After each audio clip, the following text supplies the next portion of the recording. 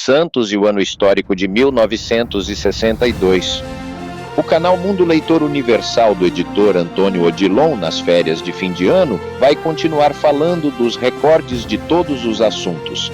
Hoje vamos lembrar dos recordes de esportes, especificamente de futebol, e de um clube do litoral paulista. Você sabia que o Santos é o único clube brasileiro de futebol que ganhou em sequência os 4 títulos em um ano?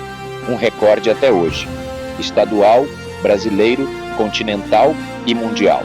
Os outros clubes ou têm um ou outro completo, jamais. Vários jogadores do Santos também tiveram nas melhores eleições da melhor seleção brasileira de todos os tempos. As novas gerações também votaram em jogadores que tiveram vidas sociais questionadas. Em 50 anos do século XX, o Santos virou matéria da revista Placar, pois estava em primeiro lugar e era um dos poucos no mundo com bicampeonato mundial seguido. Tem gente até hoje vê o Santos como clube pequeno ou semi-amador no mundo, mas os torcedores rivais são iletrados ou sem cognitivo futebolístico. Mas os críticos mais ferozes observam que em estrutura o Santos parou no tempo.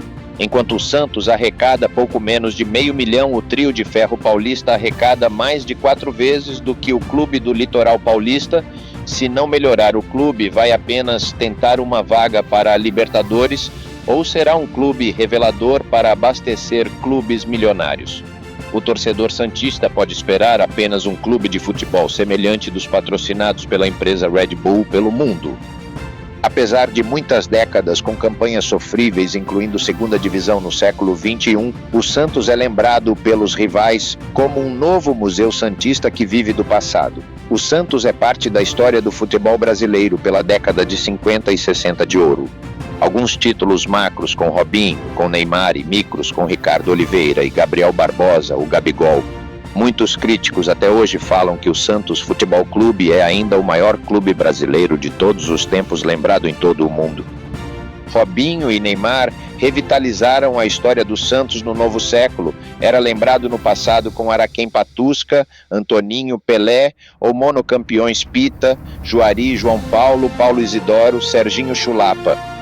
Robinho apareceu mais nos 2 primeiros brasileiros do século XXI e esteve na Copa do Mundo da África em 2010. Hoje é um multimilionário. Como Pelé, tem a vida social questionada. Neymar hoje é o melhor jogador brasileiro do século XXI. Ganhou todos os títulos possíveis até a Olimpíada, passou pelas Copas do Mundo e ainda tem a missão de conquistar outras. Bilionário e sujeito às polêmicas, saiu até tarde do Santos com muitos títulos. No clube do Litoral só não ganhou o Brasileiro e o Mundial de Clubes. Quando saiu, era o que tinha marcado mais gols no século XXI pelo clube. Um fenômeno que até agora não foi encontrado outro em 24 anos do século XXI. O Santos com Pelé bateu recordes no campeonato estadual. Pelé foi 11 vezes artilheiro do Paulista. O Santos tem uma década de títulos jamais repetida pelo Trio de Ferro paulistano, um dos maiores campeões na era profissional de 1933 até hoje. Venceu em final o Trio de Ferro paulista. Até 2016, o Santos, com gestão amadora ou raiz, estava pau a pau no Brasil com o Palmeiras, com associação com empresas. No século XX, o Santos foi eleito pela FIFA o melhor clube do século nas Américas. O Santos também é um dos maiores campeões profissionais no estadual, um dos melhores em campeonato brasileiro, um dos melhores da Libertadores. Falando só de mundiais de clubes, também terminou o século apenas atrás de Peñarol e Milan. No século XXI, logo de cara, foi o primeiro bicampeão brasileiro não seguido entre as 10 maiores torcidas. O primeiro clube paulista do século XX, um tricampeão seguido, o que não ocorria desde a época do Pelé. Santos é até hoje o único pentacampeão seguido no Campeonato Brasileiro e, falando no vídeo, o único tetracoroa em um ano. Ganhou o Paulista, Brasileiro, Continental e Mundial. No ano de 1962, o Santos não participou do Regional Rio-São Paulo vencido pelo Botafogo. Naquele ano, o clube praiano venceu respectivamente São Paulo de Canhoteiro pelo Paulista, Botafogo de Garrincha pela Taça Brasil.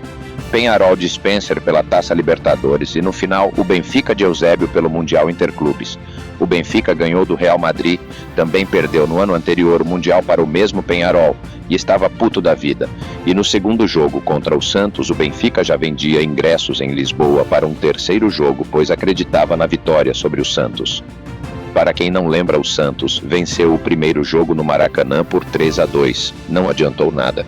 O Santos em Lisboa meteu uma goleada de 5-2. Para a severa crônica paulista, foi o maior jogo da história do Santos.